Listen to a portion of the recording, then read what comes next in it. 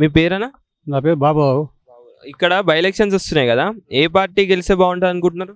ఇక్కడ 90% ఇది కేసీఆర్ వస్తే బాగుంటుంది. కేసీఆర్ పార్టీ. ఎందుకని అట్లా? అట్లంటే మాగంటి గోపీనాథ్ ముగ్గురు తెచ్చిండు. ఎవరు? ఆ, ముగ్గురు కార్పొరేటర్ తెచ్చిండు. ముగ్గురు కార్పొరేటర్లు చేంజ్ అయిపోయారు. కాంగ్రెస్కి పోయారు. మాగంటి గోపీనాథ్ తెచ్చింది ముగ్గురు కార్పొరేటర్. వాళ్ళు వచ్చే కానీ వీళ్ళు మళ్ళీ అలాగే పోయారు కాంగ్రెస్లకు. అందుకే ఇక్కడ కంచుకోట టీఆర్ఎస్లే. అంతకుముందు మరి ఇక్కడ కాంగ్రెసే ఉండే కదా, జనార్దన్, పీజేఆర్ అవన్నీ. పీజీఆర్ ఉన్నప్పుడు ఉండే. ఎప్పుడైతే మాగంటి గోపీనాథ్ వచ్చిండో అప్పటి నుంచి 3 సార్లు గెలిచిన ఆ మెజార్టీతో. ఇప్పుడు నవీన్ యాదవ్, తర్వాత అజుద్దీన్, తర్వాత ఇంకో లంక ఆ సీఎం తెచ్చి కూడా ఇదే మాగంటి మాగంటి అయితే ఇప్పుడు మాగంటి తెచ్చిండు. అయితే ఆయన ఏమి చేసిండు, సరిగా చేంజ్ అయిపోయిండు, కాంగ్రెస్కి పోయిండు. అది పరిస్థితి. మరి ఇప్పుడు లంకల దీపక్ రెడ్డి బీజేపీ తరఫున ఎవరు కేసు చేయలేదు. లంకల దీపక్ రెడ్డి ఎవరికి తెలియదు కూడా తెలియదు.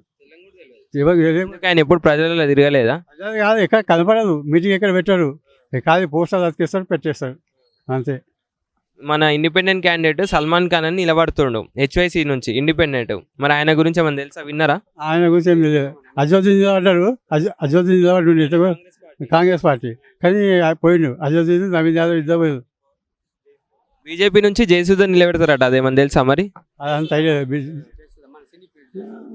జయసూద్ అంటే సికింద్రాబాద్ అంటే వస్తా, కానీ ఇక్కడైతే లేదు, ఆమె పేరు లేదు.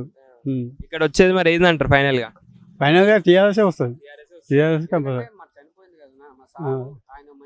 చాలా మంచోడు. ఇక్కడ పెళ్లికి వచ్చి పెళ్లికి